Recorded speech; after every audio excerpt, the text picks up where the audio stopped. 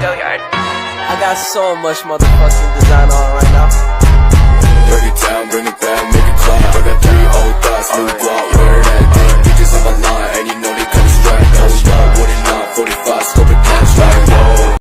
Assalamualaikum warahmatullahi wabarakatuh. Perkenalkan, nama saya Afif Nur Aziza, NPM 2114020008 dari Prodi PGMI semester 5. Video ini dibuat untuk memenuhi tugas mata kuliah micro teaching. Dan video ini akan membahas tentang keterampilan mengadakan variasi. Dan yang akan saya bahas adalah keterampilan membimbing diskusi kelompok kecil. Pengertian keterampilan membimbing diskusi kelompok kecil adalah interaksi tatap muka yang memiliki tujuan untuk membagi informasi, memecahkan masalah, dan mengambil keputusan. Jadi, melibatkan sekelompok orang dalam berinteraksi tatap muka untuk mengambil sebuah keputusan dan memecahkan sebuah permasalahan.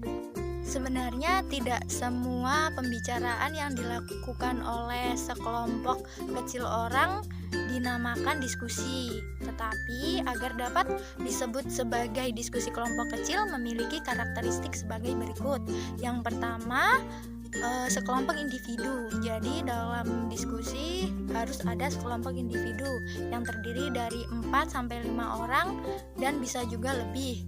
Yang kedua, interaksi tatap muka. Artinya, semua anggota berkesempatan untuk melihat, mendengar secara langsung atau berkomunikasi secara langsung antar anggota. Yang selanjutnya memiliki tujuan. Jadi dalam sebuah diskusi itu pasti memiliki tujuannya. Dan yang selanjutnya adalah adanya kerjasama. Jadi dalam diskusi itu pasti adanya kerjasama antar anggota satu dengan anggota yang lainnya. Yang selanjutnya mematuhi aturan. Jadi dalam suatu diskusi atau kelompok kecil pasti itu ada aturannya. Jadi setiap anggota kelompok tersebut harus mematuhi aturannya. Tidak boleh melanggar aturan yang sudah dibuat. Selanjutnya, hal-hal yang perlu diperhatikan dalam diskusi kelompok kecil adalah yang pertama, diskusi dalam suasana terbuka. Artinya, setiap anggota harus siap menerima pendapat satu sama lain. Yang kedua, pemilihan topik. Jadi sebelum diskusi pasti kita akan memilih topik apa yang akan dibahas. Yang selanjutnya, yang ketiga, penetapan jumlah kelompok. Pastinya sebelum membuat sekelompok diskusi kecil sudah ditetapkan. Misalnya dibagi menjadi 4 atau sampai 5 kelompok. Yang selanjutnya adalah pengaturan tempat duduk siswa. Jadi biasanya kalau dalam diskusi kelompok kecil itu pengaturan tempat duduknya berbentuk lingkaran. Tujuannya agar memudahkan siswa untuk berinteraksi saat diskusi kelompok kecil.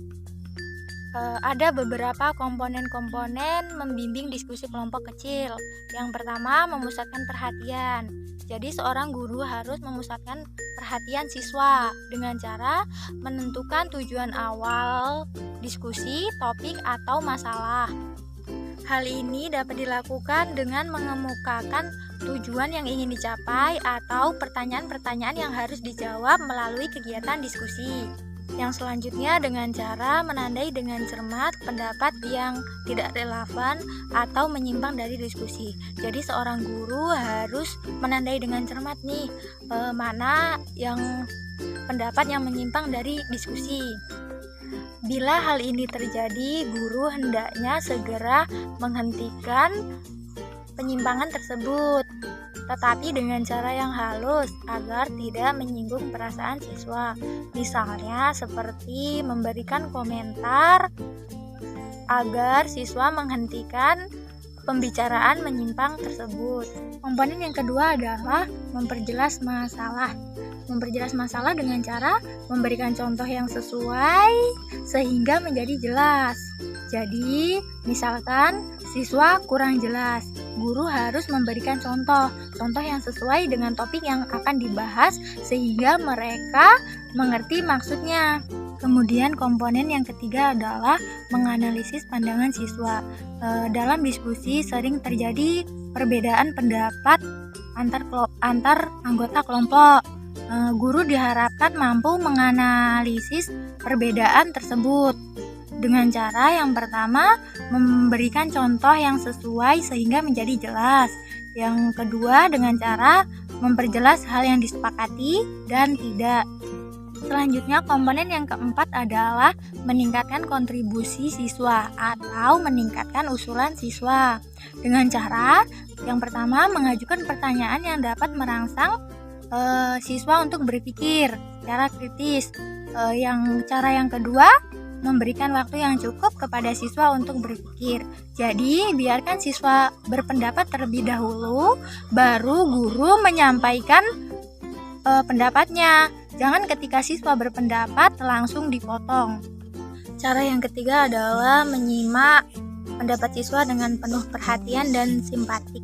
Jadi seorang guru harus menyimak pendapat siswa dengan perhatian.